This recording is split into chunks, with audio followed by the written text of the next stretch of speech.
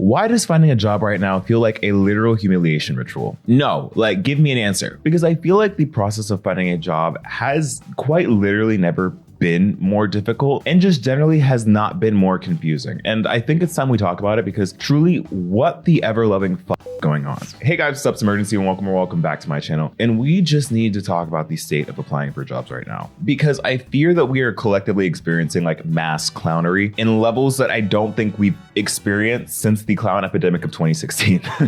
Like this is truly not what we meant when we were talking about the 2016 revival, because whether it's the process of applying to hundreds and hundreds of job applications only to hear back from maybe one or two, to the confusing and contradictory requirements for applying to different jobs, the state of working and actually pursuing employment feels a lot more like begging and essentially just like selling yourself and offering yourself up, as opposed to auditioning your skills as it traditionally has been. And I don't know exactly when this shift happened, but there definitely has been a shift and we desperately need to shift back because things are getting really, really scary. When you have headlines from articles coming out saying that long-term unemployment is now the new status quo for today's job market, something is clearly wrong. And we've talked about this in different aspects previously, specifically in regards to Gen Z's marketability in getting a job, to things like whether or not college is actually worth it for pursuing and getting employment after a degree. But for this conversation, I want to hone in specifically on the process of applying for a job. Because like I said a few seconds ago, it feels very much like a humiliation ritual, and I am not the only one that thinks this. Back in 2018, I used to be able to apply to like 6 jobs in one day, and I would hear back from all 6 of them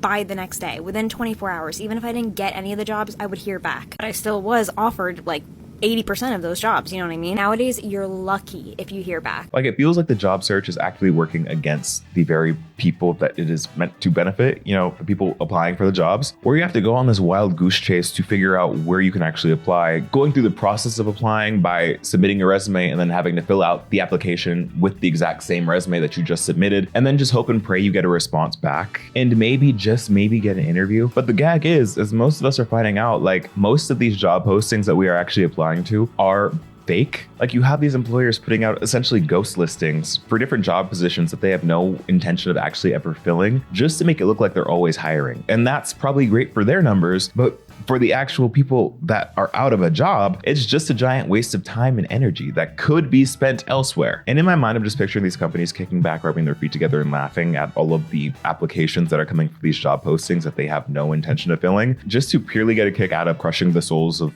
every single 18 to like 40-year-old right now that is desperate to get a good paying job. And this whole process is just so embarrassing. I'm sorry. And we need to talk about how embarrassing it is to just like interview for jobs right now. Because what is happening? Why are we having multiple rounds of interviews, essentially bearing our souls out, trying to be the most personable person we can be while also being the most qualified person we can be, talking to 5 or 6 people, only to then find out that like the job was really never ours to begin with because the company chose an internal hire like 3 rounds ago, but just wanted to go through this process for like, I don't know, shits and gigs. And this experience is talked about in this cut article where it talks about the humiliation ritual of it all. A friend texted me attaching a screenshot of a demeaning email from an HR rep addressing her by another candidate's name. Another sent a voice note featuring elements increasingly familiar to me. Hiring processes that lasted 4 to 5 months with 5+ rounds of Zoom interviews by committee and spaced multiple weeks apart, chaotic instructions, uncompensated skills tests that would take a whole day's work to complete. And this process sounds real familiar to me. The concept of spending a day's work to prove that you can do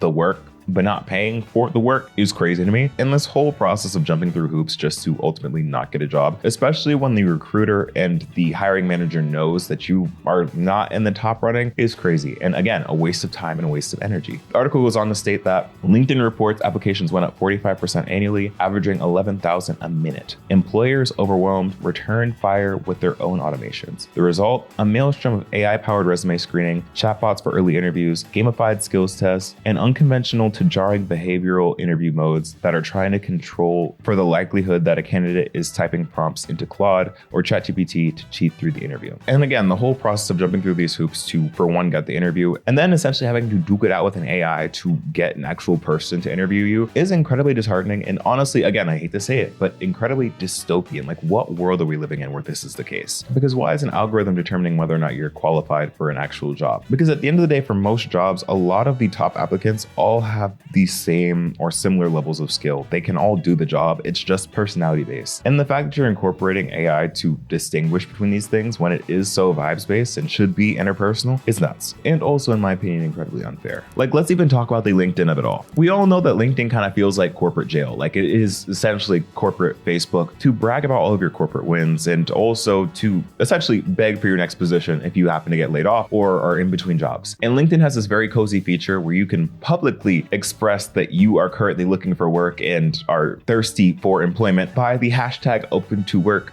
feature that pops up by your profile. And trust and believe, in my days, I have put that feature to use, okay? But I think there's just something so dystopian about like propositioning yourself like that to be like, all right, I'm open to work. Someone please hire.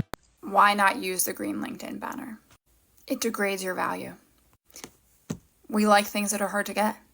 I know this sounds silly, but this is human psychology. This is human behavior.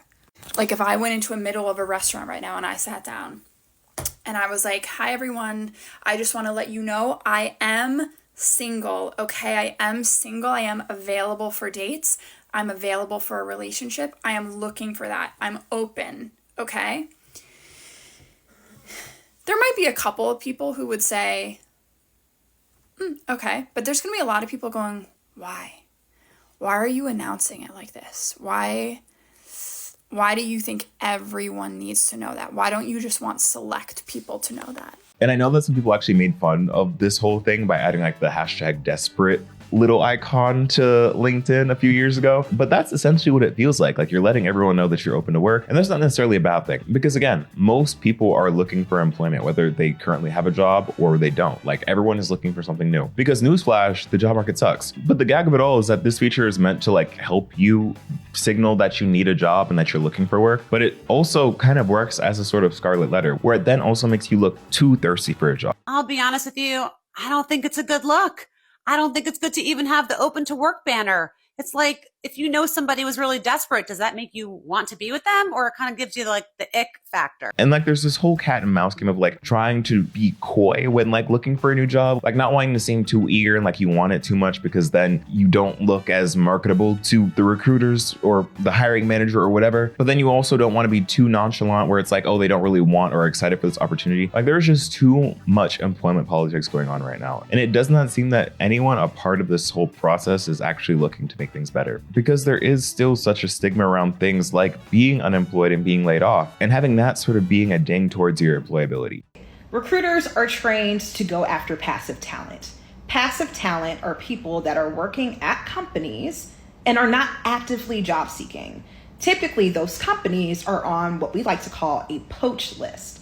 A poach list is a list of companies that are competitors, indirect competitors, or just have a great reputation and brand within whatever industry you're in. And the fact that it's gotten to the point that people are actually paying recruiters themselves to help get them a job is crazy because that is quite literally already the recruiter's job. Like, why are we having recruiter brokers? Like, that makes no sense to me. We should be able to just apply for a job online and have that be considered the same way as any other application. Like, what is this? Like, when did applying for a job anywhere become the same process of essentially applying for an apartment in New York? Traditionally, companies pay recruiters to find talent. That's how it's always worked. Recruiters get hired by employers to fill tough positions. But the job market is so brutal right now that this model has completely flipped on its head, and job seekers are now paying recruiters to find them positions. And it's a sign of just how desperate things have gotten in this job market. So for the first time since the pandemic, there are more unemployed people than there are open roles. The average job search is taking over 6 months, and job seekers are willing to pay for help because literally nothing else is working. And people are forking over a lot of money for these services. Like, we're talking percentages of a salary or even an entire first month worth of pay, which is insane. Like, companies really used to pay headhunters, and putting that cost on the applicants is actually crazy. Because if you're applying for a job and really need a job, you likely don't have the funds from the lack of employment to actually do that. And having these sort of pop-up expenses can be life-changing, and not in the good way. You don't need me to tell you that times are tough right now, and money is tight for many of us. And an unfortunate reality is that in the current financial market, having unexpected expenses pop up may very well be the difference between putting food on the table, paying rent, or just not. And that's why I'm happy to partner with this video sponsor, Clover. Clover is a financial app designed to give people faster, smarter access to their money without the hidden fees or predatory practices. And with Clover, users can advance up to $400 before payday with no interest, no credit checks, and no late fees. Whether it's for those unexpected car repairs, groceries, rent, gas, or even an impromptu night out, Clover helps people bridge the gap until payday and avoid financial stress. And Lord knows I would have needed this because 2 weeks ago, I randomly popped both of my tires on a curb. Yeah, you know, driving in LA is definitely a skill. I ended up having to pay like $500 out of pocket for something that I did not budget for or plan to pay at all. And again, I want to reiterate, one of my favorite things about Clover is that they do not charge interest or those late fees or have credit checks, which honestly does sound too good to be true. But in Clover's case, they're not making their money from these predatory practices that we so often see with other services, and instead recoup the funds through the partnerships of the brands on their apps and the instant advance fees. And now I do want to say I am no financial advisor, and I recommend you do your own research for your specific situation. But if Clover is sounding right for you and you're short on cash, you can access up to $400 with no credit check or late fees by either scanning the QR code on screen or clicking the link in my description below so that they know I sent you. Thanks so much, Clover, for sponsoring this section of the video. Let's get back into it. For Gen Z, unemployment or general underemployment is a big issue. As of 2025, the Gen Z unemployment rate is around 8.2%, which is more than double the national average of 3.5%. And that should be telling. Again, this is no surprise, but like the job market has us competing with people that are literal 40-year-olds with decades of work experience, all because companies keep laying people off left and right, either in the name of cutting overhead costs or just generally people losing their jobs to AI. And this has led to a large portion of us either not having a single solid full-time job or having to pick up multiple part-time jobs just to make ends meet. And this, my friends, is what you call overemployment. Having those multiple jobs or gigs and essentially trying to make it work. Now, there's a whole Reddit thread talking about how like the gig economy is honestly dying. And I think it's really interesting in the context of this conversation. So I'm gonna read it for you really quick. And the thread states that I do think there are variable things to say about the gig economy, but I think the increased number of people who have joined, whether they want to be or not, has increased. Contract workers and gig workers are such a blessing for companies because they can't unionize and they have lower overhead costs, no health or vision insurance. It can be very exploitative and feels like that's why they have less full-time positions and more part-time or contract type roles. Gig workers that depend more on apps like Uber and Instacart. I think these apps are not overwhelmed with even more gig workers, so they never really have to pay them more, even if certain companies make so much in 1 year. And I think that this is so real because we have seen such a rise in just like contract work and like gig work. Like speaking personally for me, before I was full-time on social media, I got my start, like my first job was like a tech job. Like I worked at a certain bird app back when it was a bird app and had all the 2022 full benefits of like working in tech. Like it was fab. I absolutely loved my job. It was amazing. But if you know what happened in history, why the bird app is no longer the bird app, I was let go and was then left to find employment after that, which was fine, but was also increasingly difficult because I was let go of my first post-grad job 3 months after I signed on. So in terms of work experience, I did not have that much, but luckily I was able to secure a job at Instagram after the fact, but I had to take the cut from a full-time employee to a contractor. And I essentially worked as a contractor for almost a year. And the thing about contractors, why companies love contractors so much is because they essentially can get you to do all the work without giving you any of the benefits. Like, as far as I know, I did not get any health insurance from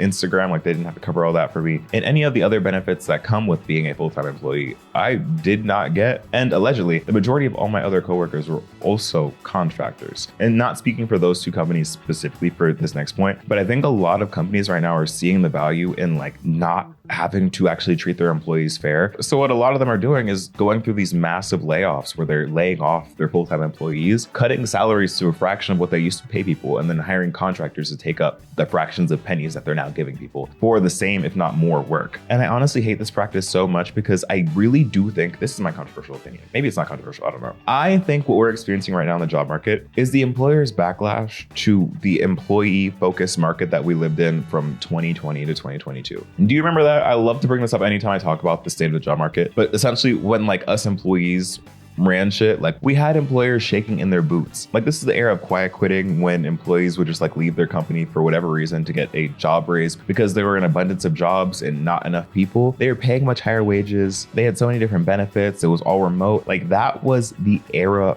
for that. And I think these companies really hated it because they were no longer in control and they did not necessarily hold the power in the same way. And this whole humiliation ritual of a job market that we have right now seems to be our lashings for taking advantage of that. Because now the pendulum has shifted entirely in the opposite direction. But now it seems like any and everything can stop you from getting a job. Like the fact that gaps in employment are a red flag in today's job market is actually insane, because I understand that for like the previous era of the job market where like jobs were more abundant and like maybe having a gap in your resume is like, ooh, like why did you have a 6 month to a 1 year break in between your jobs? And there would be a real answer to that. Now I feel like it's really silly to ask that kind of question as a recruiter, because like, why do you think I have a 6 to 12 month gap in my resume? Like it's the job market, babes. That's why no one is hiring. That's why. So yeah, like you can't get a job because the job you're applying for doesn't want to give you the job because you don't have a job. You see how silly this is? Do you see how unserious the job market is right now? Like if it was not literally life and death, like I would be laughing right now because this is just generally unserious. Like this is silly. But speaking about things that are or historically have been seen as like career, I want to take a second to talk a little bit about the role of social media and how that has also become a pillar of the humiliation ritual of employment and how that's evolved over time. Like, I think the whole concept of social media and employment has been so interesting because historically we've been drilled, especially us Gen Z, have been drilled from a very long time that like you have to watch your digital footprint. Like you don't want to be posting online. Everything you post online can and will be held against you. And in some cases that is the truth. But I think we have taken the term held against you in a negative light when nowadays, it seems like that is also being used in a positive manner. Your employer definitely is creeping you on social media, just to let you know. And if you're applying for jobs, they're probably Googling you, checking for you on like TikTok, Instagram. Secondly, let's say you get the job and then you start Googling some weird shit on your company laptop or like saying some suspicious shit on company chat. Just know sometimes they can access those things. And I have seen people get fired for those. And this is sort of where the contradictory messaging comes in again, because similar to how things have gone in the entertainment industry as of recently, a lot of jobs are actually looking for people with a social media presence. Like outside of like the hard skills for a job, a lot of jobs are also looking for people that are able to have a presence and like have the followers, have like the storytelling skills to get a lot of these white collar jobs, which is so interesting because again, it is something that has historically been disincentivized for people to use. And especially for my employee baddies out there, as long as you're not in like a government or like extremely medical or legal position, the concept of having a social media and building a following, especially if you're a younger person, establishes your social capital at work. I was just having a conversation with my brother about this because he is a young professional as well. And it's just the general concept of like you being a young person at work, your opinion is not super valued. Like it's not the first thing that's being considered. It's not the loudest voice that people who are your seniors are listening to or keeping up with. And you have to really prove yourself to earn that voice. But a recent way that's been shown to fast track that and to show your importance and show the impact of your words is to essentially become a corporate influencer and to build your social presence, whether that's on platforms like TikTok or LinkedIn or Substack. And by doing that and essentially putting yourself out there in a sense and like having other people outside of your company think that you're really smart, charismatic, funny, and relatable, then that sometimes translates to work as long as the content you're posting isn't like crazy. So you have a more social proof of being credible and being taken more seriously at work, which I think is so strange and such a double-edged sword because again, this is essentially incentivizing overemployment again, because in order to build that following, you do need to be a part-time influencer, which is another job. And where this gets contradictory is that like after a certain point, and I'm sure that those of you that make content while also having a corporate job can relate to this, but like then after a certain point, it's being held against you because now people are like, oh, wait, you're making money on the side of this. Maybe you don't really want this job for real. And then you're on the chopping block to get laid off, or like people are making comments or like people being weird. So it's like, how can you win? It feels like there is no true way to win. And that's so frustrating. And I'm aware that this is a less researchy based and more of a ranty video, but this is something that I've been seeing a lot of. It's something that I've been experiencing a lot myself because candidly, I am also passively applying for jobs. I love doing content. This is my main bread and butter, and I will try and do this for as long as possible. But also, I want to keep my options open because I don't know how long this content thing is going to last. And it's not just me going through this job process. It's all of my friends going through the same thing. It's all these people that I'm seeing on social media going through the same thing. And I just feel like we need to talk about it because this is insane. insane. And I really hate being a Debbie Downer in these sorts of videos, but like, I personally don't know what the change needs to be. I don't know what needs to give. I just know that if anyone is watching that considers themselves to be the powers that be, whether that be the recruiters, the people working at these companies, please, something needs to change. People are not happy, and we need to put an end to this humiliation ritual.